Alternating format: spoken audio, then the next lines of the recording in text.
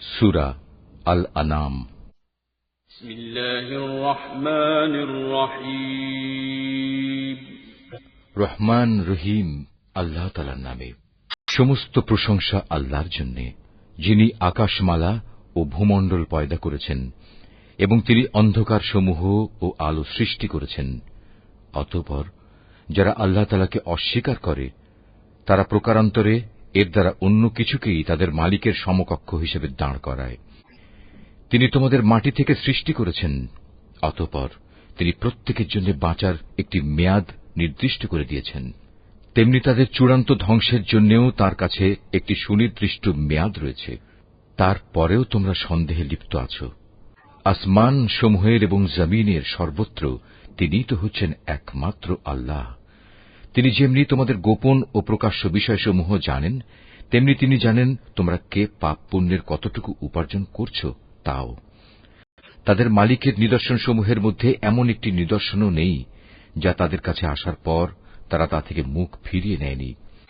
তাদের কাছে যতবারই আমার পক্ষ থেকে সত্য দিন এসেছে ততবারই তারা তা অস্বীকার করেছে।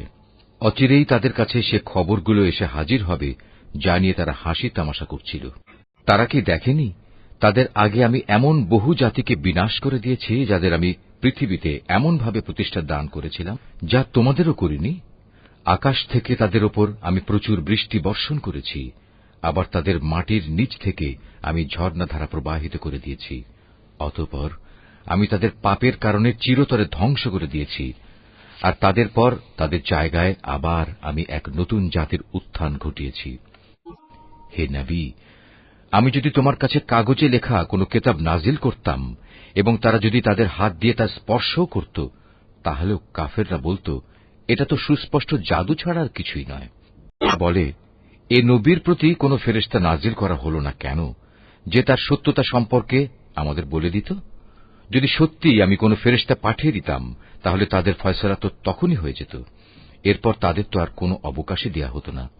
তাছাড়া আমি যদি সত্যিই ফেরেশতা পাঠাতাম তাকেও তো মানুষের আকৃতিতেই পাঠাতাম। তখনও তো তারা এমনিভাবে আজকের মতো সন্দেহে নিমজ্জিত থাকত। তোমার আগেও বহু নবী রসুলকে এভাবে ঠাট্টা বিদ্রূপ করা হয়েছিল। অনন্তর তাদের মধ্যে যারা নবীর সাথে যে ঠাট্টা বিদ্রূপ করেছে তাই তাদের পরিবেষ্টন করে ফেলেছে। হে নবী, তুমি তাদের বলো, তোমরা এ পৃথিবীতে ঘুরে ফিরে দেখো, যারা নবী রসুলদের মিথ্যা প্রতিপন্ন করেছে তাদের কি ভয়াবহ পরিণাম হয়েছে। নবী, তুমি তাদের জিজ্ঞেস করো, আসমান সমূহ ও জমিনে যা কিছু আছে তা সব কার মালিকানাভুক্ত? তুমি বলো, এর সবকিছুই আল্লাহ তাআলার জন্য। মানুষদের উপর দয়া করাটা তিনি তার নিজের উপর কর্তব্য বলে স্থির করে নিয়েছেন। কিয়ামতের দিন তিনি তোমাদের অবশ্যই জড়ো করবেন, এতে বিন্দুমাত্র সন্দেহ নেই। সত্য স্বীকার করে যারা নিজেরাই নিজেদের ক্ষতি সাধন করেছে তারা এমন একটি দিনের আগমন কখনো বিশ্বাস করে না। রাত ও দিনের মাঝে যা কিছু স্থিতি লাভ করছে তার সবকিছুই তাঁর জন্য। তিনি এদের সবার কথা শোনেন এবং সবার অবস্থা দেখেন। তুমি বলো, আমি কিভাবে আসমানসমূহ ও জমিনের মালিক আল্লাহ তাআলাকে বাদ দিয়ে অন্য কাউকে নিজের পৃষ্ঠপোষক বানিয়ে নেব, অথচ তিনি সৃষ্টিলোকের সবাইকে আহার যোগান। তাঁকে কোন রকম আহার যোগানো যায় না। তুমি বলো, আমাকে আদেশ দেয়া হয়েছে যেন সবার আগে আমি মুসলমান হয়ে যাই, এবং আমাকে আরো আদেশ দেয়া হয়েছে তুমি কখনো মুশরিকদের দলে শামিল হইও না। তুমি আরো বলো, আমি যদি আমার মালিকের কথা না শুনি তাহলে আমি এক মহা দিবসের আযাব আমার উপর আপতিত হওয়ার ভয় করি। সে কিয়ামতের দিন যাকে তার শাস্তি থেকে রেহাই দেয়া হবে তার উপর নিঃসন্দেহে আল্লাহ তাআলা অনুগ্রহ করবেন, আর এটিই হবে সেদিনের সুস্পষ্ট সাফল্য। জেনে রেখো, যদি আল্লাহ তাআলা তোমাকে কোনো দুঃখ পৌঁছাতে চান তাহলে তিনি ছাড়া আর কেউই তোমা থেকে তা দূর করতে পারবে না। অপরদিকে তিনি যদি তোমার কোনো উপকার করেন তাহলে কেউ তাতে বাধাও দিতে পারবে না। তিনি সবকিছুর উপর একক ক্ষমতাবান। তিনি তার বান্দাদের উপর একচ্ছত্র ক্ষমতার অধিকারী। তিনি মহাজ্ঞানী, তিনি সম্যক ওয়াকিবহাল। তুমি তাদের বলো, সাক্ষী হিসেবে কার সাক্ষ্য সবচেয়ে বেশি বড়? তুমি বলো, হ্যাঁ, একমাত্র আল্লাহ তাআলার, যিনি তোমাদের এবং আমার মাঝে সর্বোত্তম সাক্ষী হয়ে থাকবেন। এ কোরআন তার কাছ থেকেই আমার কাছে নাজিল করা হয়েছে, যেন তা দিয়ে তোমাদের এবং তোমাদের পর যাদের কাছে এ গ্রন্থ পৌঁছবে তাদের সকলকে আমি আযাবের ভয় দেখাই।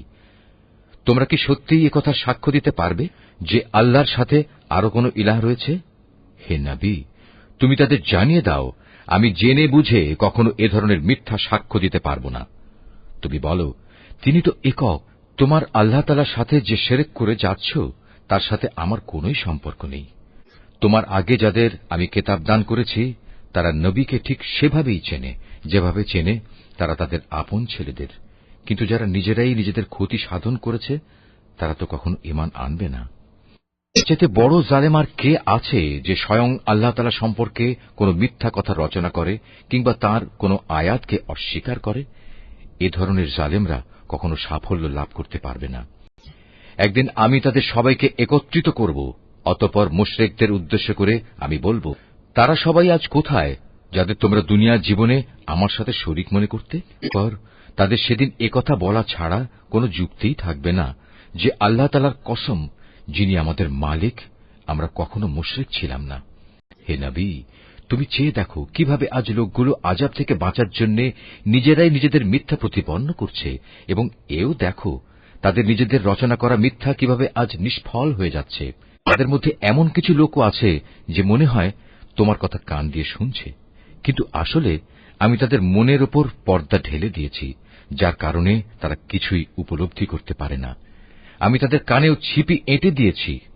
মূলত তারা যদি আল্লাহর সব নিদর্শন দেখেও নেয় তবু তারা তার প্রতি ঈমান আনবে না। এমনকি তারা যখন তোমার সামনে আসবে তখন তোমার সাথে বিতর্কে লিপ্ত হবে। কোরআনের আয়াত সম্পর্কে কাফেররা বলবে, এ তো পুরনো দিনের গল্প কথা ছাড়া আর কিছুই নয়। তারা যেমন নিজেদের তা শোনা থেকে বিরত রাখে তেমনি অন্যদেরও তা থেকে দূরে রাখে। মূলত এ আচরণে তারা নিজেদেরই ধ্বংস সাধন করছে, অথচ তারা কোনো খবরই রাখে না। তুমি যদি সত্যিই তাদের দেখতে পেতে যখন এই হতভাগ্য ব্যক্তিদের জ্বলন্ত আগুনের পাশে এনে দাঁড় করানো হবে, তখন তারা চিৎকার করে বলবে, হায়, যদি আমাদের আবার দুনিয়ায় ফেরত পাঠানো হতো তাহলে আমরা আর কখনো আমাদের মালিকের আয়াতসমূহকে মিথ্যা প্রতিপন্ন করতাম না এবং আমরা অবশ্যই ঈমানদার লোকদের দলে শামিল হয়ে যেতাম। এর আগে যা কিছু তারা গোপন করে আসছিল আজ তা তাদের সামনে উন্মুক্ত হয়ে গেল। আসলে যদি তাদের আবার দুনিয়ায় ফেরত পাঠানোও হয় তবু তারা তাই করে বেড়াবে যা থেকে তাদের নিষেধ করা হয়েছিল। তারা আসলেই মিথ্যাবাদী। এ লোকগুলো আরো বলে, আমাদের এ পার্থিব জীবনই হচ্ছে একমাত্র জীবন, আমরা কখনোই পুনর্জীবিত হব না। হায়, তুমি যদি সত্যি সে দৃশ্য দেখতে পেতে যখন তাদেরকে তাদের মালিকের সামনে দাঁড় করানো হবে এবং তিনি তাদের জিজ্ঞেস করবেন, আজ বলো, এ দিনটি কি সত্য নয়? তারা বলবে, হ্যাঁ, আমাদের মালিকের শপথ, এটা সত্য। তিনি বলবেন, তাহলে আজ সে কঠিন আযাব ভোগ করো যা তোমরা সবসময় অবিশ্বাস করতে। অবশ্যই তারা ভীষণভাবে ক্ষতিগ্রস্ত হয়ে পড়েছে যারা আল্লাহর সামনাসামনি হওয়াকে মিথ্যা বলেছে। আর একদিন যখন সত্যি সত্যি কিয়ামতের ঘণ্টা হঠাৎ করে তাদের সামনে এসে হাজির হবে তখন তারা বলবে, হায় আফসোস, দুনিয়ায় এ দিনটিকে আমরা কতই না অবহেলা করেছি। সেদিন তারা নিজেদের পাপের বোঝা নিজেদের পিঠেই বয়ে বেড়াবে। কত ভারী ও নিকৃষ্ট বোঝা হবে সেটি যা তারা সেদিন বয়ে বেড়াবে। আর এ বৈষয়িক জীবন, এ তো নিছক কিছু খেল তামাশা ছাড়া আর কিছুই নয়। মূলত পরকালের বাড়িঘরই তাদের জন্য উৎকৃষ্ট যারা আল্লাহ তাআলাকে ভয় করে। তোমরা কি মোটেই অনুধাবন করো না? হে রাসূল, আমি জানি এ লোকগুলো যেসব অহেতুক কথাবার্তা বলে তা তোমাকে কত পীড়া দেয়, কিন্তু তুমি কি জানো এরা এসব বলে শুধু তোমাকে মিথ্যা সাব্যস্ত করছে না, বরং এ জালেমরা এর মাধ্যমে আল্লাহ তাআলার আয়াতকেই অস্বীকার করছে। আর আগেও এভাবে বহু নবী রাসূলকে মিথ্যাবাদী সাব্যস্ত করা হয়েছিল, কিন্তু তাদের মিথ্যাবাদী সাব্যস্ত করা ও নানা রকম নির্যাতন চালাবার পরেও তারা কঠোর ধৈর্য ধারণ করেছে। শেষ পর্যন্ত তাদের কাছে আমার পক্ষ থেকে সাহায্য এসে হাজির হয়েছে। আল্লাহর কথার রদবদলকারী কেউ নেই। তদুপরি নবীদের এসব সংবাদ তো তোমার কাছে আগেই এসে পৌঁছেছে। তারপরেও যদি তাদের এ উপেক্ষা তোমার কাছে কষ্টকর মনে হয় তাহলে তোমার সাধ্য থাকলে তুমি পালানোর জন্য ভূগর্ভে কোনো সুড়ঙ্গ কিংবা আসমানের সিঁড়ি তালাশ করো, সেখানে চলে যাও এবং সেখান থেকে তাদের জন্য কোনো কিছু একটা নিদর্শন নিয়ে এসো। আসলে আল্লাহ তাআলা যদি চাইতেন তাদের সবাইকে হেদায়েতের উপর জড়ো করে দিতে পারতেন। তুমি কখনো জেনে বুঝে মূর্খ লোকদের দলে সামিল হইও না। কথাগুলো যথাযথভাবে শোনে, তারা অবশ্যই আল্লাহর ডাকে সাড়া দেয়। যারা মরে গেছে, আল্লাহ তাআলা এদের সবাইকেও কবর থেকে উঠিয়ে জড়ো করে নেবেন। অতঃপর মহাবিচারের জন্য তারা সবাই তাঁর সামনে প্রত্যাবর্তিত হবে। এরা বলে, নবীর উপর তার মালিকের পক্ষ থেকে আমাদের কথা মতো কোনো নিদর্শন নাজিল করা হয়নি কেন? হে রাসূল, তুমি তাদের বলো, অবশ্যই আল্লাহ তাআলা সব ধরনের নিদর্শন পাঠানোর ক্ষমতা রাখেন, কিন্তু সত্য কথা হচ্ছে এদের অধিকাংশ লোকই কিছু জানে না। জমিনের বুকে বিচরণশীল যে কোনো জন্তু কিংবা বাতাসের বুকে নিজ ডানা দুটি দিয়ে উড়ে চলা যে কোনো পাখি তোমরা দেখো না কেন? এগুলো সবই তোমাদের মতো আল্লাহ তাআলার সৃষ্টি। আমি আমার গ্রন্থে তথ্য সংযোজনে কোনো কিছুই বাকি রাখিনি। অতঃপর এদের সবাইকে একদিন তাদের মালিকের কাছে ফিরে যেতে হবে।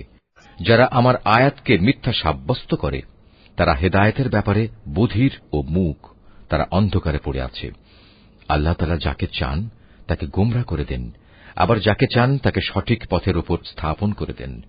তুমি বলো, তোমরা কি ভেবে দেখেছ, যখন তোমাদের উপর আল্লাহর পক্ষ থেকে বড় ধরনের কোনো আযাব আসবে কিংবা হঠাৎ করে কিয়ামত এসে হাজির হবে, তখন তোমরা কি আল্লাহ তাআলা ছাড়া আর কাউকে ডাকবে? জবাব দাও, যদি তোমরা সত্যবাদী হও, বরং তোমরা সেদিন শুধু তাকেই ডাকবে। তোমরা যে জন্য তাকে ডাকবে তিনি চাইলে তা দূর করে দেবেন, এবং যাদের তোমরা আল্লাহ তাআলার সাথে অংশীদার বানাতে, তাদের সবাইকেই তখন তোমরা ভুলে যাবে। এর জাতিসমূহের কাছেও আমি আমার রসুল পাঠিয়েছিলাম, তাদেরও আমি দুঃখ, কষ্ট ও বিপর্যয়ের জালে আটকে রেখেছিলাম, যাতে করে তারা বিনয়ের সাথে নতি স্বীকার করে। কিন্তু সত্যি যখন তাদের কাফের দলের ওপর আমার বিপর্যয় এসে আপতিত হল, তখনও তারা বিনীত হল না। অধিকন্তু তাদের অন্তর এতে আরো শক্ত হয়ে গেল, এবং তারা যা করে যাচ্ছিল শয়তান তাদের কাছে তা আকর্ষণীয় করে তুলে ধরল। অতঃপর তারা সেসব কিছুই ভুলে গেল যা তাদের বারবার স্মরণ করানো হয়েছিল। তারপরেও আমি তাদের উপর সচ্ছলতার সব কয়টি দুয়ারই খুলে দিলাম। শেষ পর্যন্ত যখন তারা তাতে মত্ত হয়ে গেল যা তাদের দেওয়া হয়েছিল, তখন আমি তাদের হঠাৎ পাকড়াও করে নিলাম। ফলে তারা নিরাশ হয়ে পড়ল। হায়, তুমি যদি সত্যি সে দৃশ্য দেখতে পেতে, যখন তাদেরকে তাদের মালিকের সামনে দাঁড় করানো হবে এবং তিনি তাদের জিজ্ঞেস করবেন, আজ বলো, এ দিনটি কি সত্য নয়? তারা বলবে, হ্যাঁ, আমাদের মালিকের শপথ, এটা সত্য। তিনি বলবেন, তাহলে আজ সে কঠিন আযাব ভোগ করো যা তোমরা সবসময় অবিশ্বাস করতে। অবশ্যই তারা ভীষণভাবে ক্ষতিগ্রস্ত হয়ে পড়েছে, যারা আল্লাহর সামনাসামনি হওয়াকে মিথ্যা বলেছে। আর একদিন যখন সত্যি সত্যি কিয়ামতের ঘণ্টা হঠাৎ করে তাদের সামনে এসে হাজির হবে, তখন তারা বলবে, হায় আফসোস, দুনিয়ায় এই দিনটিকে আমরা কতই না অবহেলা করেছি। সেদিন তারা নিজেদের পাপের বোঝা নিজেদের পিঠেই বয়ে বেড়াবে। কত ভারী ও নিকৃষ্ট বোঝা হবে সেটি, যা তারা সেদিন বয়ে বেড়াবে। আর এ বৈষয়িক জীবন, এ তো নিছক কিছু খেল তামাশা ছাড়া আর কিছুই নয়। মূলত পরকালের বাড়িঘরই তাদের জন্য উৎকৃষ্ট, যারা আল্লাহ তাআলাকে ভয় করে। তোমরা কি মোটেই অনুধাবন করো না? হে রাসূল, আমি জানি এ লোকগুলো যেসব অহেতুক কথাবার্তা বলে তা তোমাকে কত পীড়া দেয়, কিন্তু তুমি কি জানো, এরা এসব বলে শুধু তোমাকে মিথ্যা সাব্যস্ত করছে না, বরং এ জালেমরা এর মাধ্যমে আল্লাহ তাআলার আয়াতকেই অস্বীকার করছে। আমার আগেও এভাবে বহু নবী রাসূলকে মিথ্যাবাদী সাব্যস্ত করা হয়েছিল, কিন্তু তাদের মিথ্যাবাদী সাব্যস্ত করা ও নানা রকম নির্যাতন চালাবার পরেও তারা কঠোর ধৈর্য ধারণ করেছে। শেষ পর্যন্ত তাদের কাছে আমার পক্ষ থেকে সাহায্য এসে হাজির হয়েছে। আল্লাহর কথার রদবদলকারী কেউ নেই। তদুপরি নবীদের এসব সংবাদ তো তোমার কাছে আগেই এসে পৌঁছেছে। তারপরেও যদি তাদের এ উপেক্ষা তোমার কাছে কষ্টকর মনে হয়, তাহলে তোমার সাধ্য থাকলে তুমি পালানোর জন্য ভূগর্ভে কোনো সুড়ঙ্গ কিংবা আসমানের সিঁড়ি তালাশ করো। সেখানে চলে যাও এবং সেখান থেকে তাদের জন্য কোনো কিছু একটা নিদর্শন নিয়ে এসো। আসলে আল্লাহ তাআলা যদি চাইতেন, তাদের সবাইকে হেদায়েতের উপর জড়ো করে দিতে পারতেন। তুমি কখনো জেনে বুঝে মূর্খ লোকদের দলে সামিল হইও না। কথাগুলো যথাযথভাবে শোনে, তারা অবশ্যই আল্লাহর ডাকে সাড়া দেয়। যারা মরে গেছে, আল্লাহ তাআলা এদের সবাইকেও কবর থেকে উঠিয়ে জড়ো করে নেবেন। অতঃপর মহাবিচারের জন্য তারা সবাই তাঁর সামনে প্রত্যাবর্তিত হবে। এরা বলে, নবীর উপর তার মালিকের পক্ষ থেকে আমাদের কথা মতো কোনো নিদর্শন নাজিল করা হয়নি কেন? হে রাসূল, তুমি তাদের বলো, অবশ্যই আল্লাহ তাআলা সব ধরনের নিদর্শন পাঠানোর ক্ষমতা রাখেন, কিন্তু সত্য কথা হচ্ছে এদের অধিকাংশ লোকই কিছু জানে না। জমিনের বুকে বিচরণশীল যে কোনো জন্তু কিংবা বাতাসের বুকে নিজ ডানা দুটি দিয়ে উড়ে চলা যে কোনো পাখি তোমরা দেখো না কেন, এগুলো সবই তোমাদের মতো আল্লাহ তাআলার সৃষ্টি। আমি আমার গ্রন্থে তথ্য সংযোজনে কোনো কিছুই বাকি রাখিনি। অতঃপর এদের সবাইকে একদিন তাদের মালিকের কাছে ফিরে যেতে হবে। যারা আমার আয়াতকে মিথ্যা সাব্যস্ত করে তারা হেদায়েতের ব্যাপারে বধির ও মূক, তারা অন্ধকারে পড়ে আছে। আল্লাহ তাআলা যাকে চান তাকে গোমরাহ করে দেন, আবার যাকে চান তাকে সঠিক পথের উপর স্থাপন করে দেন। তুমি বলো, তোমরা কি ভেবে দেখেছ যখন তোমাদের উপর আল্লাহর পক্ষ থেকে বড় ধরনের কোনো আযাব আসবে কিংবা হঠাৎ করে কিয়ামত এসে হাজির হবে, তখন তোমরা কি আল্লাহ তাআলা ছাড়া আর কাউকে ডাকবে? জবাব দাও, যদি তোমরা সত্যবাদী হও, বরং তোমরা সেদিন শুধু তাকেই ডাকবে। তোমরা যে জন্য তাকে ডাকবে তিনি চাইলে তা দূর করে দেবেন, এবং যাদের তোমরা আল্লাহ তাআলার সাথে অংশীদার বানাতে তাদের সবাইকেই তখন তোমরা ভুলে যাবে। এর জাতিসমূহের কাছেও আমি আমার রসুল পাঠিয়েছিলাম, তাদেরও আমি দুঃখ, কষ্ট ও বিপর্যয়ের জালে আটকে রেখেছিলাম, যাতে করে তারা বিনয়ের সাথে নতি স্বীকার করে। কিন্তু সত্যি যখন তাদের কাফের দলের ওপর আমার বিপর্যয় এসে আপতিত হল, তখনও তারা বিনীত হল না। অধিকন্তু তাদের অন্তর এতে আরো শক্ত হয়ে গেল, এবং তারা যা করে যাচ্ছিল শয়তান তাদের কাছে তা আকর্ষণীয় করে তুলে ধরল। অতঃপর তারা সেসব কিছুই ভুলে গেল যা তাদের বারবার স্মরণ করানো হয়েছিল। তারপরেও আমি তাদের উপর সচ্ছলতার সব কয়টি দুয়ারই খুলে দিলাম। শেষ পর্যন্ত যখন তারা তাতে মত্ত হয়ে গেল যা তাদের দেওয়া হয়েছিল, তখন আমি তাদের হঠাৎ পাকড়াও করে নিলাম, ফলে তারা নিরাশ হয়ে পড়ল। এভাবেই যারা আল্লাহ তাআলার ব্যাপারে জুলুম করেছে তাদের মূলচ্ছেদ করে দেয়া হয়েছে। আর সকল প্রশংসা আল্লাহ তাআলার জন্যই, যিনি সৃষ্টিকুলের মালিক। হে রসূল, তাদের তুমি বলো, তোমরা কি একথা ভেবে দেখেছ, যদি আল্লাহ তাআলা কখনো তোমাদের শোনার ও দেখার ক্ষমতা কেড়ে নেন এবং তোমাদের অন্তরসমূহের উপর মোহর মেরে দেন, তবে আল্লাহ তাআলা ছাড়া তোমাদের দ্বিতীয় কোনো ইলাহ আছে কি যে তোমাদের এসব কিছু ফিরিয়ে দিতে পারবে? লক্ষ্য করো কিভাবে আমার আয়াতসমূহ আমি খুলে খুলে বর্ণনা করছি। আশ্চর্যের বিষয়, এ সত্ত্বেও তারা মুখ ফিরিয়ে নিচ্ছে। তুমি বলো, তোমরা চিন্তা করে দেখেছ কি, যদি কখনো অকস্মাৎ কিংবা প্রকাশ্যভাবে আল্লাহর আযাব তোমাদের উপর আপতিত হয়, তাতে কতিপয় জালেম সম্প্রদায়ের লোক ব্যতীত অন্য কাউকে ধ্বংস করা হবে কি? আমি তো রসুলদের জান্নাতের সুসংবাদবাহী ও জাহান্নামের সতর্ককারী ছাড়া অন্য কোন হিসাবে পাঠাই না। তারপর যে ব্যক্তি রসুলদের উপর ঈমান আনবে এবং এভাবে নিজেকে সংশোধন করে নেবে, এমন লোকদের পরকালে কোনো ভয় নেই এবং তাদের সেদিন কোন রকম চিন্তিত হতে হবে না। অপরদিকে যারা আমার আয়াতসমূহকে মিথ্যা প্রতিপন্ন করবে, তাদের এই নাফরমানির কারণে আমার আযাব সেদিন তাদের ঘিরে ধরবে। হে মুহাম্মদ, তুমি বলো, আমি তো তোমাদের একথা বলি না যে আমার কাছে আল্লাহ তাআলার বিপুল ধনভাণ্ডার রয়েছে, না একথা বলি আমি গায়েবের কোনো খবর রাখি, আর একথাও বলি না যে আমি একজন ফেরেশতা। আসলে আমি তো সেই ওহীরই অনুসরণ করি যা আমার উপর নাজিল করা হয়। তুমি বলো, অন্ধ আর চক্ষুষ্মান ব্যক্তি কি কখনো এক হতে পারে? তোমরা কি চিন্তা ভাবনা করে দেখো না? হে মুহাম্মদ, তুমি সে কিতাবের মাধ্যমে সেসব লোককে পরকালের আযাবের ব্যাপারে সতর্ক করে দাও, যারা এ ভয় করে যে তাদেরকে একদিন তাদের মালিকের সামনে একত্র করা হবে। সেদিন তাদের জন্য তিনি ছাড়া দ্বিতীয় কোনো সাহায্যকারী বন্ধু কিংবা কোনো সুপারিশকারী থাকবে না। আশা করা যায় তারা সাবধান হবে।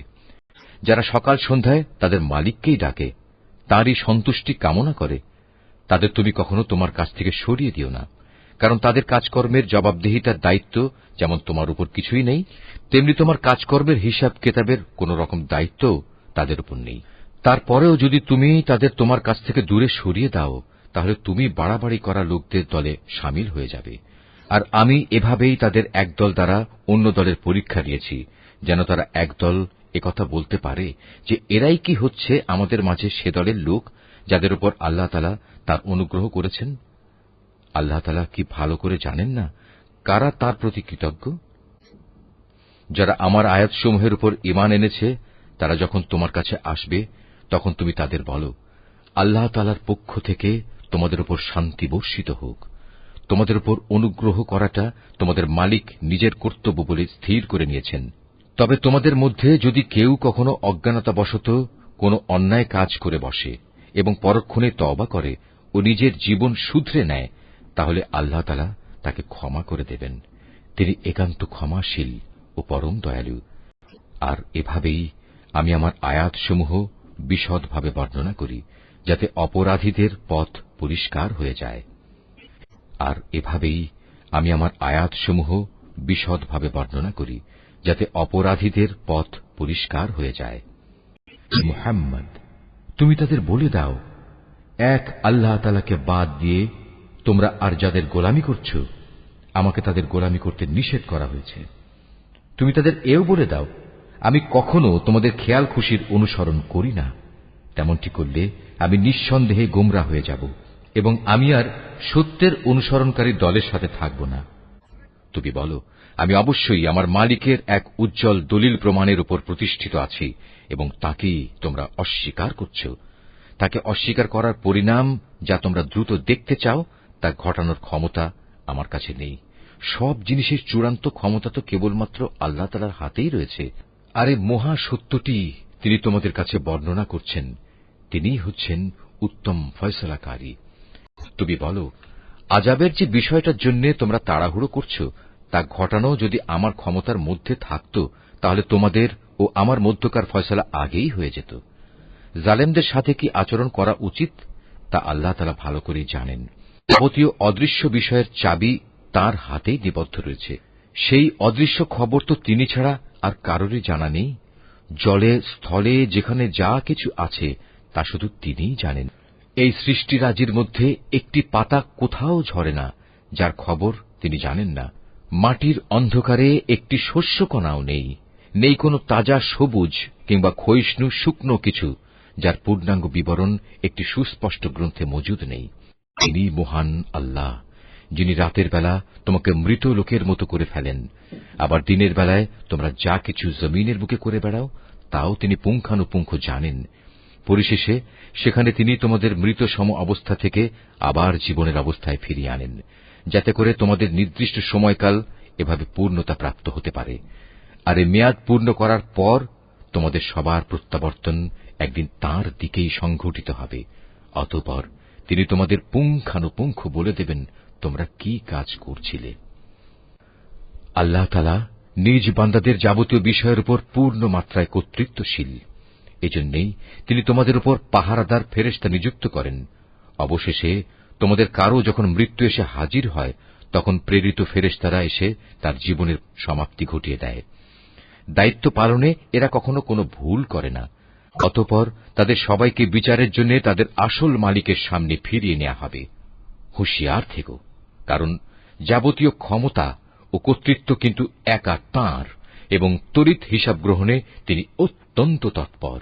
তুমি তাদের বলো, যখন তোমরা স্থলভূমে ও সমুদ্রের অন্ধকারে বিপদে পড়ো, যখন তোমরা কাতর কণ্ঠে এবং নীরবে তাঁকে ডাকতে থাকো, তখন কে তোমাদের সেসব থেকে উদ্ধার করে? কাকে তোমরা তখন বলো, হে মালিক, আমাদের যদি তুমি বাঁচিয়ে দাও, তাহলে আমরা তোমার কৃতজ্ঞ বান্দাদের দলে শামিল হয়ে যাব। তুমি বলে দাও, হ্যাঁ, আল্লাহ তাআলাই তখন তোমাদের সে অবস্থা থেকে এবং যাবতীয় বিপদ আপদ থেকে বাঁচিয়ে দেন।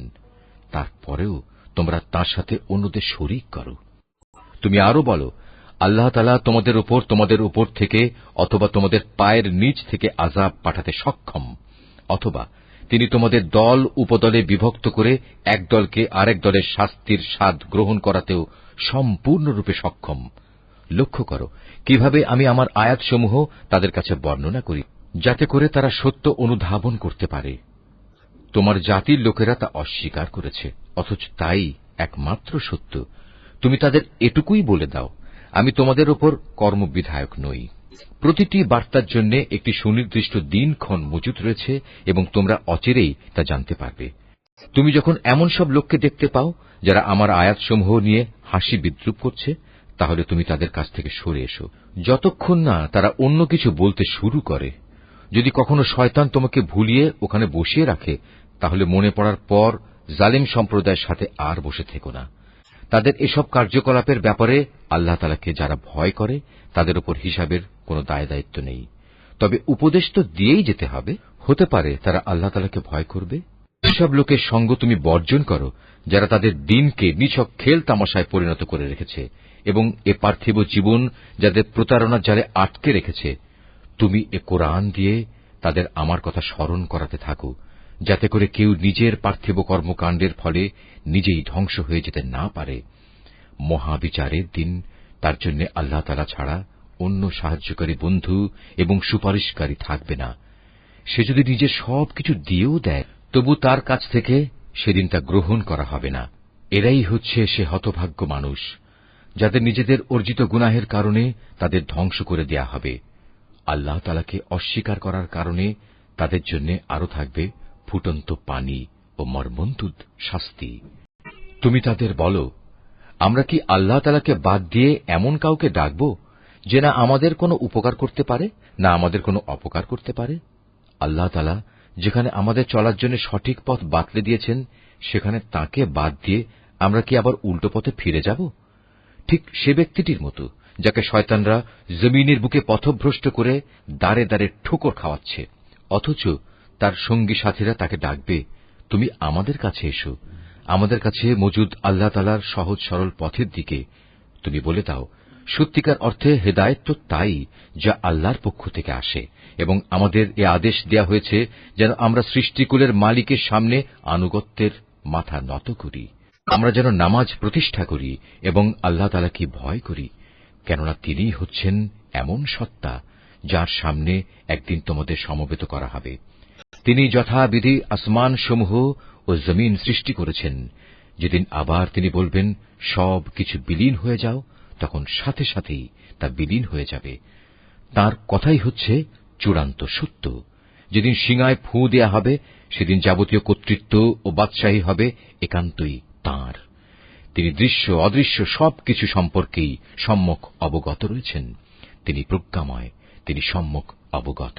স্মরণ করো যখন ইব্রাহিম তার পিতা আজরকে বলল, তুমি কি মূর্তিগুলোকে মাবুদ বানিয়ে নিয়েছ?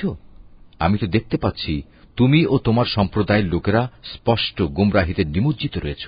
এভাবে আমি ইব্রাহিমকে আকাশসমূহ ও জমিনের যাবতীয় পরিচালন ব্যবস্থা দেখাতে চেয়েছিলাম, যেন সে নিশ্চিত বিশ্বাসীদের দলে সামিল হয়ে যেতে পারে। যখন তার উপর আঁধার ছেয়ে রাত এল, তখন সে একটি তারকা দেখতে পেল। তারকাটি দেখেই সে বলে উঠল, এ বুঝি আমার মালিক। কিন্তু কিছুক্ষণ পরেই যখন তারকাটি ডুবে গেল, তখন সে কিছুটা দ্বিধাগ্রস্ত হয়ে বলল, যা ডুবে যায় তাকে তো আমি আমার মালিক বলে পছন্দ করতে পারি না। এবার যখন সে আকাশে একটি ঝলমলে চাঁদ দেখল, তখন বলল, হ্যাঁ, এই মনে হয় আমার মালিক। অতঃপর এক পর্যায়ে যখন তাও ডুবে গেল, তখন সে বলল, আমার রব যদি আমাকে সঠিক পথের দিশা না দেখান, তাহলে অবশ্যই আমি গোমরা লোকদের দলে সামিল হয়ে যাব।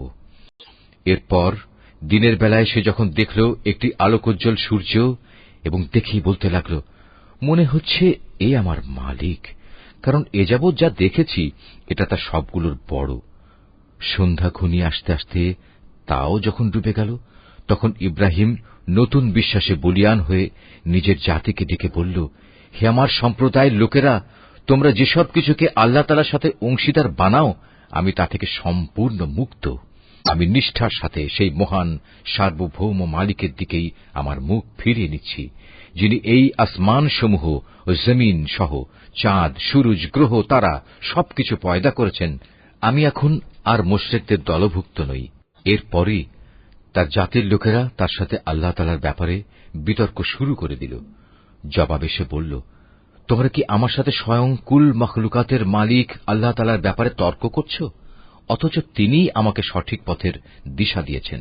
আমি এখন আর তোমাদের মাবুদদের ডরাই না, যাদের তোমরা আল্লাহ তাআলার কাজে অংশীদার মনে করো। অবশ্য আমার মালিক যদি অন্য কিছু চান, সেটা আলাদা কথা। আমার মালিকের জ্ঞান সব কিছুর উপর পরিব্যাপ্ত। এরপরেও কি তোমরা সতর্ক হবে না? তোমরা যাকে আল্লাহ তাআলার সাথে অংশীদার করো, তাকে আমি কিভাবে ভয় করব? অথচ তোমরা আল্লাহ তাআলার সাথে অন্যদের শরীক করতে ভয় পাও না, যাদের ব্যাপারে আল্লাহ তাআলা কোনো প্রমাণপত্র তোমাদের কাছে পাঠাননি। এ অবস্থায় তোমরাই বলো, আমাদের এই উভয় দলের মধ্যে কোন দলটি দুনিয়া ও আখেরাতে নিরাপত্তা লাভের বেশি অধিকারী? বলো, যদি তোমাদের কিছু জানা থাকে। যারা ঈমান এনেছে এবং যারা তাদের ঈমানকে জুলুমের কালিমা দিয়ে কলুষিত করেনি, তারাই হচ্ছে দুনিয়া ও আখেরাতে নিরাপত্তা লাভের অধিকারী। মূলত তারাই হচ্ছে হেদায়েত প্রাপ্ত। এ ছিল শিরক সম্পর্কিত আমার সেই অকাট্য যুক্তি, যা আমি ইব্রাহিমকে তার জাতির উপর দান করেছিলাম।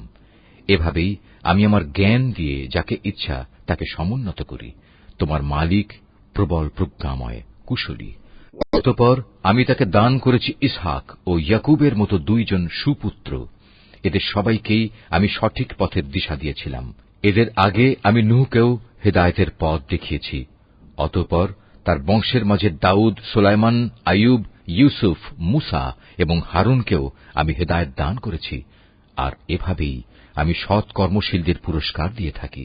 আল্লাহর নামে কঠিন শপথ করে বলে, যদি তাদের কাছে কোনো নিদর্শন আসে তাহলে অবশ্যই তারা তার উপর ঈমান আনবে। তুমি বলো, নিদর্শন পাঠানো সম্পূর্ণ তো আল্লাহ তাআলার নিজস্ব ব্যাপার। কে তোমাকে বুঝিয়ে দেবে যে নিদর্শন এলেও এরা কখনো ঈমান আনবে না? আমি অচিরেই তাদের অন্তঃকরণ ও দৃষ্টিশক্তিকে অন্যদিকে ফিরিয়ে দেব, যেমন তারা প্রথমবারেই এ কোরআনের উপর ঈমান আনেনি, এবং আমি তাদের অবাধ্যতার আবর্তে ঘুরপাক খাওয়ার জন্য ছেড়ে দেব। জাকারিয়া, ইয়াহিয়া, ঈসা এবং ইলিয়াসকেও আমি সঠিক পথ দেখিয়েছিলাম। এরা সবাই ছিল নেককারদের দলভুক্ত। আরো সৎ পথ দেখিয়েছিলাম ইসমাইল, ইয়াসা, ইউনুস এবং লূতকেও। এদের সবাইকেই আমি নবুয়ত দিয়ে সৃষ্টিকুলের উপর বিশেষ মর্যাদা দান করেছিলাম। এদের পূর্বপুরুষ, এদের পরবর্তী বংশধর ও এদের ভাই বন্ধুদেরও নেতৃত্বের জন্য নানাভাবে পুরস্কৃত করেছিলাম। আমি এদেরকেই বাছাই করে নিয়েছিলাম এবং সেজন্যই আমি এদের সবাইকে সরল পথে পরিচালিত করেছিলাম। এ হচ্ছে আল্লাহ তাআলার হেদায়েত। নিজ বান্দাদের মাঝে যাকে চান তিনি তাকেই এ হেদায়েত দান করেন। কিন্তু তারা যদি শিরক করত তাহলে তাদের যাবতীয় কর্ম অবশ্যই নিষ্ফল হয়ে যেত। এরাই ছিল সেসব লোক যাদের আমি কিতাব, প্রজ্ঞা ও নবুয়ত দান করেছি। আজ যদি তারা তা অস্বীকার করে তাতে আমার কোনোই ক্ষতি নেই। আমি তো অতীতে এমন এক সম্প্রদায়ের উপর এ দায়িত্ব অর্পণ করেছিলাম যারা কখনো এগুলো প্রত্যাখ্যান করেনি। আল্লাহ তাআলা এদের সবাইকে সৎ পথে পরিচালিত করেছেন। অতএব হে মুহাম্মদ, তুমি এদের পথেরই অনুসরণ করো এবং বলো, এজন্য আমি তোমাদের কাছ থেকে কোনো পারিশ্রমিক চাই না। আসলে এ হচ্ছে দুনিয়ার মানুষের জন্য একটি স্মরণিকা মাত্র। তারা আল্লাহ তাআলাকে তাঁর যথাযোগ্য মর্যাদা দান করেনি। বিশেষ করে যখন তারা বলল আল্লাহ তাআলা কোনো মানুষের উপর কোনো বস্তু গ্রন্থই নাজিল করেননি, তুমি তাদের জিজ্ঞেস করো, যদি তাই হয় তাহলে মুসার আনিত কিতাব, যা মানুষের জন্য ছিল এক আলোকবর্তিকা ও পথনির্দেশ, যা তোমরা কাগজের পাতায় লিখে রাখতে, যার কিছু অংশ তোমরা মানুষের সামনে প্রকাশ করতে এবং অধিকাংশই গোপন করে রাখতে। সর্বোপরি সে কিতাব দ্বারা তোমাদের এমন সব জ্ঞান শিক্ষা দেয়া হতো যার কিছুই তোমরা জানতে না এবং তোমাদের পূর্বপুরুষেরাও জানত না। তা কে নাজিল করেছেন? তুমি বলো, আল্লাহ তাআলাই তা নাজিল করেছেন। হে নবী, তুমি তাদের এ নিরর্থক আলোচনায় মত্ত থাকতে দাও। এটি এক বরকতপূর্ণ গ্রন্থ যা আমি তোমার কাছে পাঠিয়েছি। এটি আগের কিতাবের পুরোপুরি সত্যায়ন করে এবং যাতে এ কিতাব দিয়ে তুমি মক্কা ও তার পার্শ্ববর্তী জনপদসমূহের মানুষকে সাবধান করবে। যারা আখিরাতের উপর ঈমান আনে তারা এ কিতাবের উপর ঈমান আনে, আর তারা তাদের নামাজসমূহেরও হেফাজত করে। সে ব্যক্তি চাইতে বড় জালেম আর কে আছে যে আল্লাহ তাআলা সম্পর্কে নানাবিধ মিথ্যা কথা রচনা করে বেড়ায়, অথবা বলে আমার উপর ওহী নাজিল হয়েছে, যদিও তার প্রতি কিছুই নাজিল করা হয়নি। তার চাইতে বড় জালেম কে যে বলে আমি অচিরেই আল্লাহর নাজিল করা গ্রন্থের মতো কিছু নাজিল করে দেখাব? যদি জালেমদের মৃত্যু যন্ত্রণা উপস্থিত হবার সময় তাদের অবস্থাটা তুমি দেখতে পেতে, যখন মৃত্যুর ফেরেশতারা তাদের দিকে হাত বাড়িয়ে দিয়ে বলবে, তোমাদের প্রাণবায়ু বের করে দাও। তোমরা আল্লাহ তাআলা সম্পর্কে যেসব অন্যায় কথা বলতে এবং আল্লাহর আয়াতের ব্যাপারে যে ক্ষমাহীন ঔদ্ধত্য প্রকাশ করতে, তার জন্য আজ অত্যন্ত অবমাননাকর এক আযাব তোমাদের দেয়া হবে। আজ তোমরা আমার সামনে একাকী নিঃসঙ্গ অবস্থায় এলে, যেমনি নিঃসঙ্গ অবস্থায় আমি তোমাদের প্রথমবার তৈরি করেছিলাম। অতঃপর তোমাদের আমি যা কিছু বিষয় সম্পদ দান করেছিলাম তার সবটুকুই তোমরা পেছনে ফেলে একান্ত খালি হাতে এখানে এসেছ। কই তোমাদের সাথে তোমাদের সুপারিশকারী ব্যক্তিরা, যাদের তোমরা মনে করতে তোমাদের কাজকর্মের ব্যাপারে তারাও অংশীদার, তাদের তো আজ তোমাদের সাথে দেখতে পাচ্ছি না।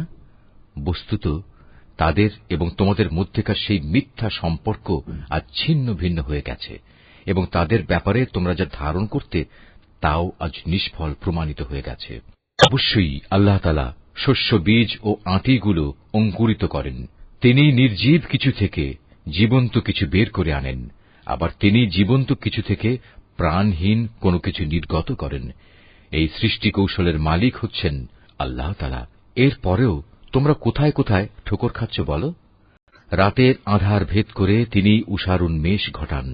তিনি রাতকে তোমাদের বিশ্রামের জন্য নির্দিষ্ট করে দিয়েছেন, এবং তোমাদের হিসাব কিতাবের জন্য তিনি পয়দা করেছেন চাঁদ ও সূরজকে। এ সবকিছুই হচ্ছে মহাপরাক্রমশালী ও জ্ঞানী আল্লাহ তাআলার নির্ধারণ করা বিষয়। তিনি তোমাদের জন্য অসংখ্য তারকা বানিয়ে রেখেছেন, যেন তোমরা জলে স্থলের আঁধারে পথের দিশা পেতে পারো।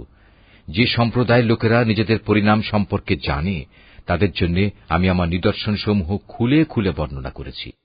তিনি তোমাদের মাত্র একটি ব্যক্তি সত্তা থেকে পয়দা করেছেন, অতঃপর তিনি বানিয়ে দিলেন তোমাদের থাকার জায়গা ও মাল সামানা রাখার জায়গা। জ্ঞানী লোকদের জন্য আমি আমার নিদর্শনগুলো এভাবেই বিস্তারিতভাবে বর্ণনা করে থাকি। তিনি আসমান থেকে পানির ধারা নাজিল করেন, অতঃপর সে পানি দিয়ে আমি সব রকমের উদ্ভিদ ও গাছপালা জন্মানোর ব্যবস্থা করি। তা থেকে সবুজ শ্যামল পাতা উদ্গত করি। পরে তা থেকে পরস্পর জড়ানো ঘন শস্য দানাও সৃষ্টি করি, এবং ফলের ভারে নুয়ে পড়া খেজুরের গোছা বের করে আনি। আঙুরের উদ্যানমালা, জলপাই ও আনার পয়দা করি। এগুলো একে অন্যের সদৃশ্য হয়, আবার একটার সাথে আর একটার গড় মিলও থাকে। গাছ যখন সুশোভিত হয় তখন একসময় তা ফলবান হয়, আবার যখন ফলগুলো পাকতে শুরু করে তখন তোমরা এই সৃষ্টি নৈপুণ্য দেখো। অবশ্যই এতে ঈমানদার লোকদের জন্য বহু নিদর্শন রয়েছে। জিনকে আল্লাহর সাথে শরীক মনে করে, অথচ আল্লাহ তাআলাই জিনদের পয়দা করেছেন। অজ্ঞতার বশবর্তী হয়ে তারা আল্লাহ তাআলার উপর পুত্র কন্যা ধারণের অপবাদও আনায়ন করে, অথচ আল্লাহ তাআলা মহামান্বিত। এরা যা বলে তিনি তার চাইতে অনেক মহান ও পবিত্র। তিনি আসমান সমূহ ও জমিনের একক উদ্ভাবক। এদের তুমি বলো, তার সন্তান হবে কিভাবে? তার তো জীবন সঙ্গিনীই নেই। সবকিছু তো তিনিই পয়দা করেছেন, এবং সবকিছু সম্পর্কে তিনি পুরোপুরি ওয়াকেবহাল রয়েছেন। এ হচ্ছেন আল্লাহ তাআলা, তোমাদের মালিক। তিনি ছাড়া আর কোনো মাবুদ নেই। সবকিছুর একক স্রষ্টা তিনি। সুতরাং তোমরা তাঁরই ইবাদত করো। সবকিছুর উপর তিনি চূড়ান্ত তত্ত্বাবধায়ক বটে। কোন সাধারণ দৃষ্টি তাকে দেখতে পায় না, অথচ তিনি সবকিছুই দেখতে পান। তিনি সূক্ষ্মদর্শী। তিনি সবকিছু সম্পর্কেই খোঁজ খবর রাখেন। তোমাদের কাছে তোমাদের মালিকের পক্ষ থেকে এই সূক্ষ্ম দৃষ্টি সম্পন্ন জ্ঞানের নিদর্শন এসেছে। অতঃপর যদি কোনো ব্যক্তি এসব নিদর্শন দেখতে পায়, তাহলে সে তা দেখবে তার নিজের কল্যাণের জন্যই। আবার যদি কেউ তা না দেখে অন্ধ হয়ে থাকে, তাহলে তার দায়িত্ব তার উপর বর্তাবে। তুমি বলো, আমি তোমাদের উপর তত্ত্বাবধায়ক নই? আমি এভাবেই আমার আয়াতগুলো তোমাদের কাছে বিধৃত করি, যাতে করে কাফেররা একথা বলতে পারে তুমি এসব কথা ভালো করেই পড়ে এসেছ, এবং যারা জ্ঞানী তাদের জন্য যেন আমি আমার আয়াতসমূহ সুস্পষ্ট করে দিতে পারি। হে মুহাম্মদ, তুমি শুধু তারই অনুসরণ করো যা তোমার মালিকের কাছ থেকে তোমার কাছে নাজিল করা হয়েছে। আল্লাহ তাআলা ছাড়া অন্য কোনো মাবুদ নেই। এরপরেও যারা শিরকে লিপ্ত, তাদের তুমি পুরোপুরি এড়িয়ে চলো। আল্লাহ তাআলা যদি চাইতেন তাহলে এরা কেউই তার সাথে শিরক করত না। আর আসলে আমি তোমাকে তাদের উপর পাহারাদার নিযুক্ত করে পাঠাইনি। সত্যি কথা হচ্ছে, তুমি তো তাদের উপর কোনো অভিভাবকও নাও। আল্লাহ তাআলার বদলে যাদের ডাকে তাদের তোমরা কখনো গালিগালাজ করো না, নইলে অজ্ঞতার বশবর্তী হয়ে না জেনে আল্লাহ তাআলাকে তারা গালি দেবে। আমি প্রত্যেক জাতির কাছেই তাদের নিজেদের কার্যকলাপ সুশোভন করে রেখেছি। অতঃপর সবাইকেই তাদের মালিকের কাছে ফিরে যেতে হবে। অতঃপর তিনি তাদের বলে দেবেন তারা দুনিয়ার জীবনে কি করে এসেছে। এমনকি আমি যদি তাদের কাছে আমার ফেরেশতাও পাঠিয়ে দেই, এবং কবর থেকে মৃত ব্যক্তিরাও যদি উঠে এসে তাদের সাথে কথা বলে, কিংবা আমি যদি দুনিয়ার সমুদয় বস্তুও এনে তাদের উপর জড়ো করে দিই, তবু এরা কখনো ঈমান আনবে না। অবশ্য এদের কারো ব্যাপারে যদি আল্লাহ তাআলা ভিন্ন কিছু চান তা আলাদা কথা। আসলে এদের অধিকাংশ ব্যক্তি মূর্খের আচরণ করে। আমি এভাবেই প্রত্যেক নবীর জন্য যুগে যুগে কিছু কিছু দুশমন বানিয়ে রেখেছি মানুষের মাঝ থেকে, কিছু আবার জিনদের মাঝ থেকে, যারা প্রতারণা করার উদ্দেশ্যে একে অন্যকে চমকপ্রদ কথা বলে। তোমার মালিক চাইলে তারা অবশ্য এটা করতে পারত না। তুমি তাদের ছেড়ে দাও, তারা যা পারে মিথ্যা রচনা করে বেড়াক। যারা শেষ বিচারের দিনের উপর ঈমান রাখে না, তাদের মন এর ফলে শয়তানের প্রতি অনুরাগী হয়ে পড়ে, যাতে করে তারা তার ব্যাপারে সন্তুষ্ট থাকতে পারে। সর্বোপরি তারা যেসব কুকর্ম চালিয়ে যেতে চায় তাও এর ফলে নির্বিঘ্নে তারা চালিয়ে যেতে পারে। তুমি বলো, আমি কি আল্লাহ তাআলা ছাড়া অন্য কোন ফয়সালাকারী সন্ধান করব? অথচ তিনিই হচ্ছেন সেই মহান সত্তা, যিনি তোমাদের কাছে তাঁর কেতাব সবিস্তার নাজিল করেছেন। আগে যাদের আমি আমার কেতাব দান করেছিলাম তারা জানে, তোমার মালিকের পক্ষ থেকে সত্যবাণী নিয়েই এটা আল কোরআন নাজিল করা হয়েছে। অতএব তুমি কখনো সন্দিহানদের অন্তর্ভুক্ত হও না। ন্যায় ও ইনসাফের আলোকে তোমার মালিকের কথাগুলো পরিপূর্ণ, এবং তার এ কথা পরিবর্তন করার কেউ নেই। তিনি সর্বশ্রোতা, সর্বজ্ঞ। মুহাম্মদ, দুনিয়ার অধিকাংশ মানুষের কথা যদি তুমি মেনে চলো, তাহলে তারা তোমাকে আল্লাহ তাআলার পথ থেকে বিচ্যুত করে ছাড়বে, কেননা এরা নিছক অনুমানের উপর ভিত্তি করেই চলে। অধিকাংশ ব্যাপারে এরা মিথ্যা কথা ছড়ায়। তোমার মালিক নিঃসন্দেহে একথা ভালো করেই জানেন কে তাঁর পথ ছেড়ে বিপদগামী হচ্ছে, আবার কে সঠিক পথের অনুসারী তাও তিনি সম্যক অবগত রয়েছেন। যদি আল্লাহ তাআলার আয়াতের উপর তোমরা বিশ্বাস করো, তাহলে তোমরা শুধু সেসব জন্তুর গোশত খাবে যার উপর জবাই করার সময় আল্লাহ তাআলার নাম নেওয়া হয়েছে। তোমাদের একই হয়েছে, তোমরা সেসব জন্তুর গোশত কেন খাবে না যার উপর জবাইয়ের সময় আল্লাহ তাআলার নাম নেওয়া হয়েছে? বিশেষ করে যখন আল্লাহ তাআলা পরিষ্কার করে বলে দিয়েছেন যে তিনি তোমাদের উপর কোন কোন বস্তু হারাম করেছেন। সে কথা আলাদা যখন তোমাদের একান্ত নিরুপায় অবস্থায় ফেলে দেয়া হয়। অধিকাংশ মানুষ সুষ্ঠু জ্ঞান ছাড়াই নিজেদের খেয়াল খুশি মতো মানুষকে বিপথে চালিত করে। নিঃসন্দেহে তোমার মালিক সীমা লঙ্ঘনকারীদের ভালো করেই জানেন। তোমরা প্রকাশ্য গুনাহ থেকে বেঁচে থাকো, গোপন গুনাহ থেকেও বেঁচে থাকো। নিঃসন্দেহে যারা কোনো গুনাহের কাজ করবে তাদের কৃতকর্মের যথাযথ ফল তাদের প্রদান করা হবে। জবাইয়ের সময় যার উপর আল্লাহ তাআলার নাম নেওয়া হয়নি সে জন্তুর গোশত তোমরা কখনো খাবে না, কেননা তা হচ্ছে জঘন্য গুনাহের কাজ। শয়তানের কাজই হচ্ছে তার সঙ্গী সাথীদের মনে প্ররোচনা দেয়া, যেন তারা তোমাদের সাথে এ নিয়ে ঝগড়া বিবাদে লিপ্ত হয়। যদি তোমরা তাদের কথা মেনে চলো, তাহলে অবশ্যই তোমরা মুশরিক হয়ে পড়বে। যে ব্যক্তি একসময় ছিল মৃত, অতঃপর আমি তাকে জীবিত করলাম, তদুপরি তার জন্য এমন এক আলোকবর্তিকাও আমি বানিয়ে দিলাম যার আলো দিয়ে মানুষের সমাজে সে চলার দিশা পাচ্ছে। সে কি কখনো সে ব্যক্তির মতো হতে পারে যে এমন অন্ধকারে পড়ে আছে যেখান থেকে সে কোনো ক্রমে বেরিয়ে আসতে পারছে না? এভাবেই কাফেরদের কাছে তাদের কর্মকাণ্ড শোভনীয় ও সুখকর বানিয়ে রাখা হয়েছে। ভাবে আমি প্রত্যেক জনপদে তার কিছু কিছু বড় অপরাধী নিযুক্ত করে রেখেছি, যেন তারা সেখানে অন্যদের ধোঁকা দিতে পারে।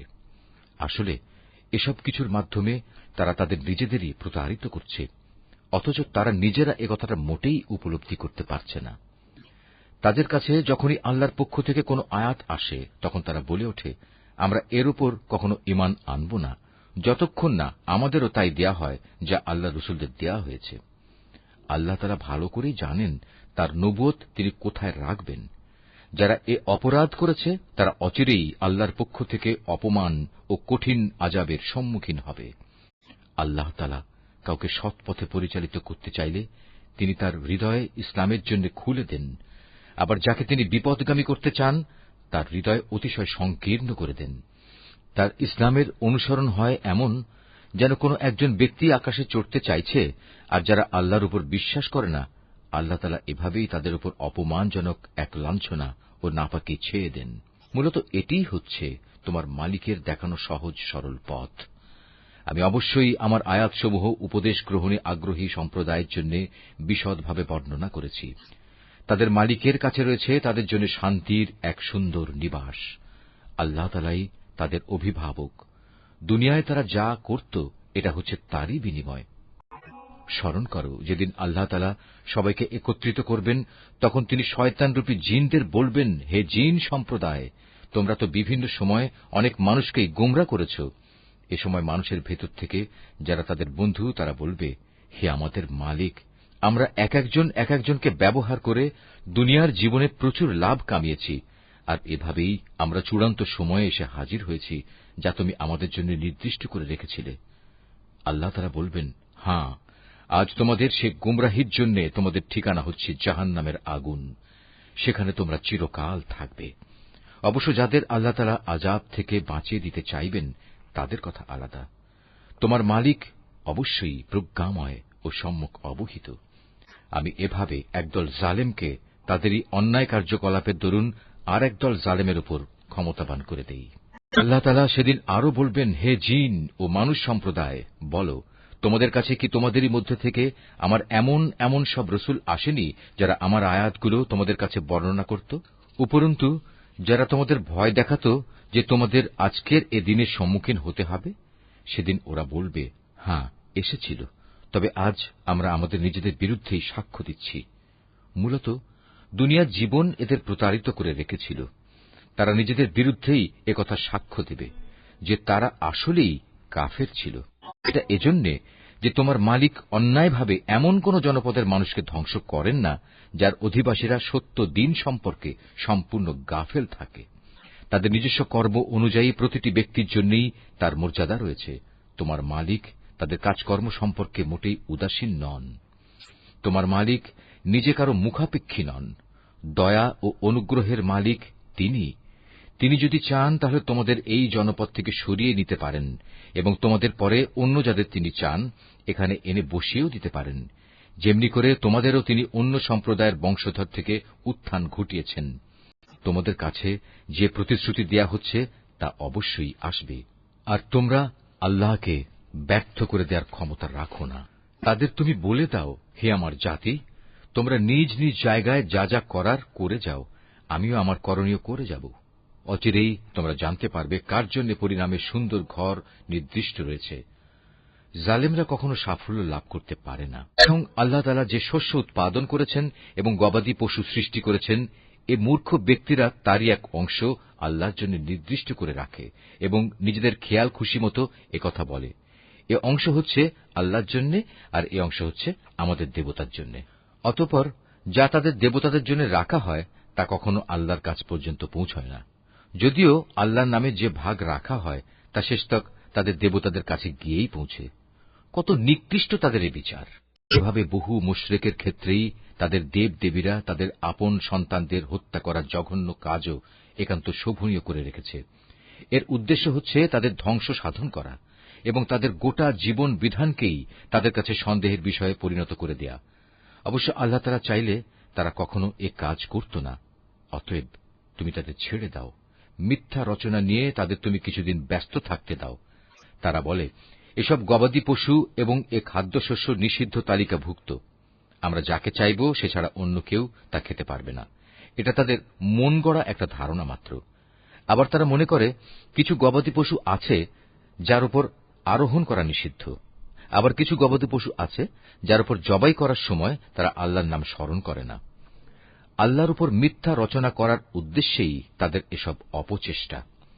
অচিরেই আল্লাহ তাআলা তাদের এই মিথ্যাচারের জন্য তাদের যথাযথ প্রতিফল দান করবেন।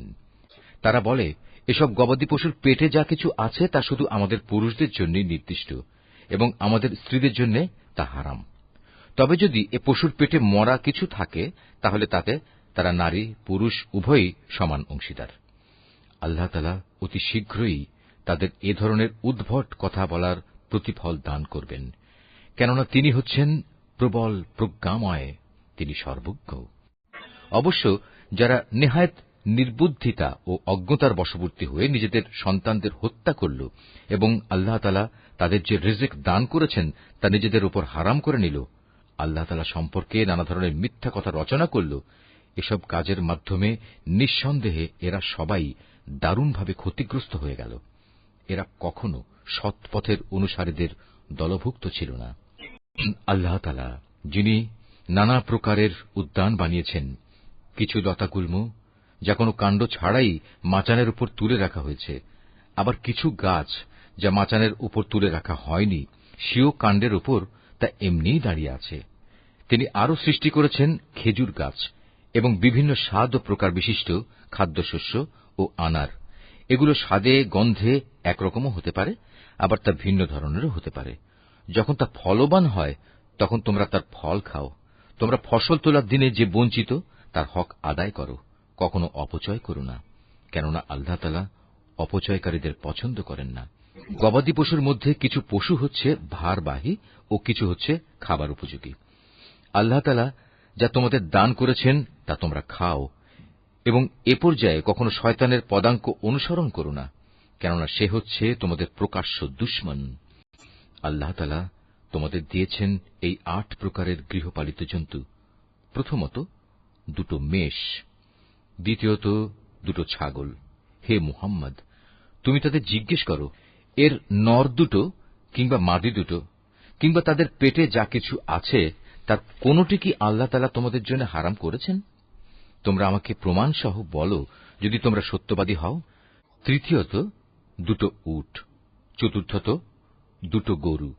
এর নর 2টো কিংবা মাদি 2টো কি আল্লাহ তাআলা হারাম করেছেন, অথবা এদের উভয়ের পেটে যা কিছু আছে তা কি তিনি তোমাদের জন্য হারাম করেছেন? আল্লাহ তাআলা যখন এ আদেশ দিয়েছিলেন তখন তোমরা কি সেখানে উপস্থিত ছিলে? অতঃপর তার চাইতে বড় জালেম আর কে হতে পারে, যে মানুষকে গোমরা করার জন্য অজ্ঞতাবশত আল্লাহর নামে মিথ্যা কথা রচনা করে? নিশ্চয়ই আল্লাহ তাআলা সীমা লঙ্ঘনকারী সম্প্রদায়কে সঠিক পথে পরিচালিত করেন না। হে মুহাম্মদ, তুমি এদের বলো, আমার কাছে যে ওহী পাঠানো হয়েছে তাতে একজন ভোজনকারী মানুষ সাধারণত যা খেতে পারে তার মধ্যে এমন কোন জিনিস তো আমি পাচ্ছি না যা হারাম করা হয়েছে। হ্যাঁ, তা যদি মরা জন্তু, প্রবাহিত রক্ত এবং শুয়োরের গোশত হয় তাহলে তা অবশ্যই হারাম, কেননা এসব হচ্ছে নাপাক। অথবা এমন এক অবৈধ জন্তু যা আল্লাহ ছাড়া অন্য কারো নামে জবাই করা হয়েছে।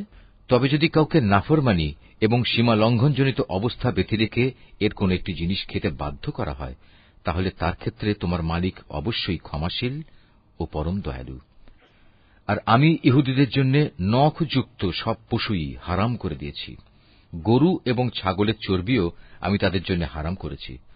তবে জন্তুর চর্বির যা কিছু পিঠ, আঁত কিংবা হাড়ের সাথে জড়ানো থাকে তা হারাম নয়। এভাবেই এগুলো হারাম করে আমি তাদের অবাধ্যতার শাস্তি দিয়েছিলাম। নিঃসন্দেহে আমি সত্যবাদী। এরপরেও যদি তারা তোমাকে মিথ্যাবাদী বলে তাহলে তুমি বলো, অবশ্যই তোমাদের মালিক এক বিশাল দয়ার আধার। তবে অপরাধীদের উপর থেকে তাঁর শাস্তি কেউই ফেরাতে পারবে না। অচিরেই এ মুশরিক লোকগুলো বলতে শুরু করবে, যদি আল্লাহ তাআলা চাইতেন তাহলে আমরা ও আমাদের পূর্বপুরুষরা তো শিরক করতাম না, আর এভাবে আমরা কোনো জিনিসও নিজেদের উপর হারাম করে নিতাম না। তুমি তাদের বলো, এর আগেও অনেকে এভাবে আল্লাহর আয়াতকে অস্বীকার করেছে, অবশেষে তারা আমার শাস্তির স্বাদ ভোগ করেছে। তুমি তাদের জিজ্ঞেস করো, তোমাদের কাছে কি সত্যিই এমন কোন জ্ঞান মজুদ আছে? থাকলে অতঃপর তা বের করে আমার কাছে নিয়ে এসো। তোমরা তো কল্পনার উপর নির্ভর করে কথা বলো এবং হামেশাই মিথ্যার অনুসরণ করো। তুমি আরো বলো, সবকিছুর চূড়ান্ত প্রমাণ তো আল্লাহ তাআলার কাছেই রয়েছে। তিনি যদি চাইতেন তাহলে তিনি তোমাদের সবাইকেই সৎ পথে পরিচালিত করে দিতেন। হে মুহাম্মদ, তুমি বলো, যাও তোমাদের সেসব সাক্ষী নিয়ে এসো যারা একথা সাক্ষ্য দেবে যে আল্লাহ তাআলাই এসব জিনিস তোমাদের উপর হারাম করেছেন। তাদের মধ্যে কিছু সাক্ষী যদি সাক্ষ্য দেয়ও, তবু তুমি তাদের সাথে কোনো সাক্ষ্য দিও না। যারা আমার আয়াতকে অস্বীকার করেছে, যারা পরকালের উপর ঈমান আনেনি, উপরন্তু যারা অন্য কিছুকে তাদের মালিকের সমকক্ষ মনে করে, তাদের তুমি কখনো অনুসরণ করো না। মুহাম্মদ, তুমি বলো, এসো আমি বরং তোমাদের বলে দিই, তোমাদের মালিক কোন কোন জিনিস তোমাদের জন্য হারাম করেছেন। সে জিনিসগুলো হচ্ছে, তোমরা তার সাথে অন্য কিছুকে শরীক করবে না, পিতামাতার সাথে ভালো ব্যবহার করবে, দারিদ্র্যের আশঙ্কায় কখনো তোমরা তোমাদের সন্তানদের হত্যা করবে না, কেননা আমি তোমাদের ও তাদের উভয়েরই আহার যোগাই।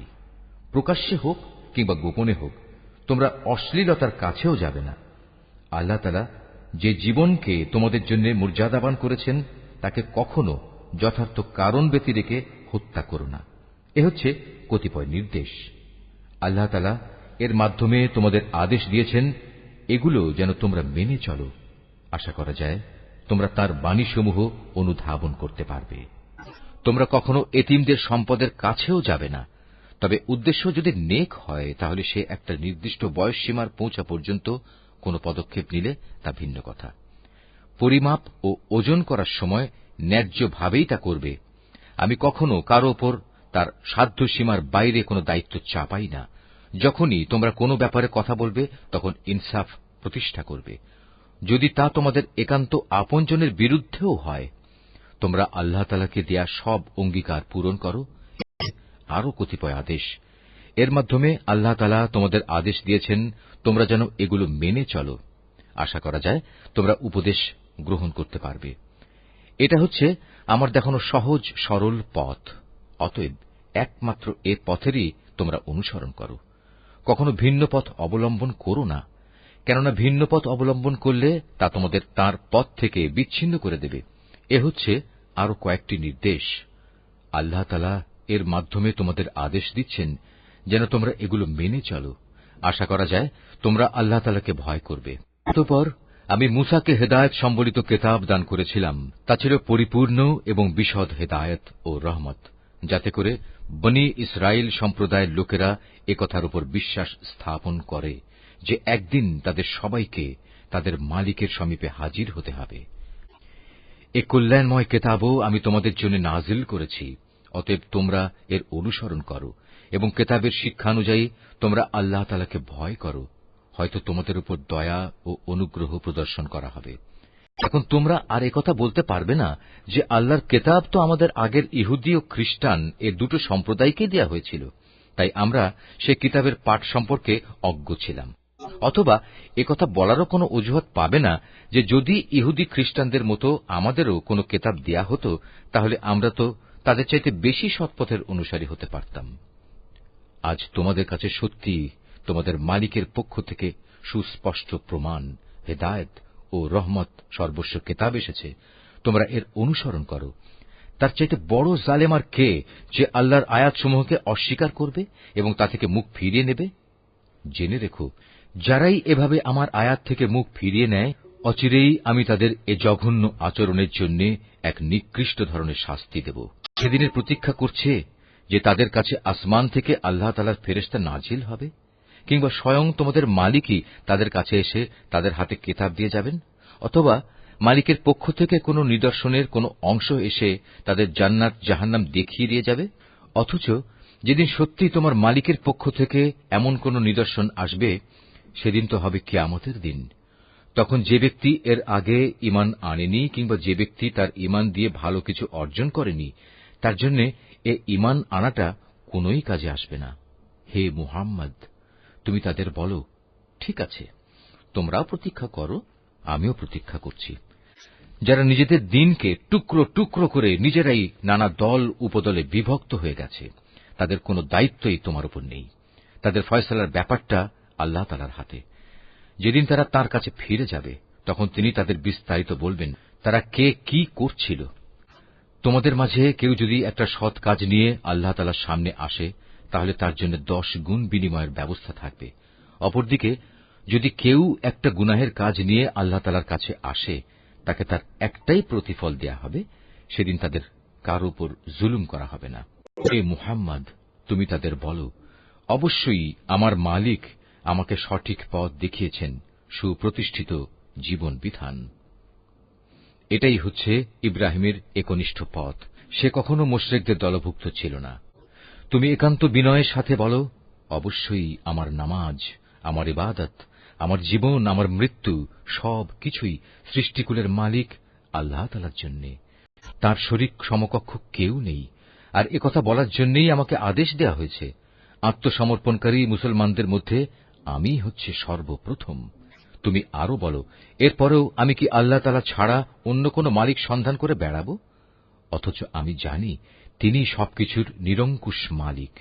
তার বিধান হচ্ছে প্রতিটি ব্যক্তি তার কৃতকর্মের জন্য এককভাবে নিজেই দায়ী হবে এবং কিয়ামতের দিন কোনো বোঝা বহনকারী ব্যক্তি অন্য কোনো লোকের পাপের বোঝা বহন করবে না।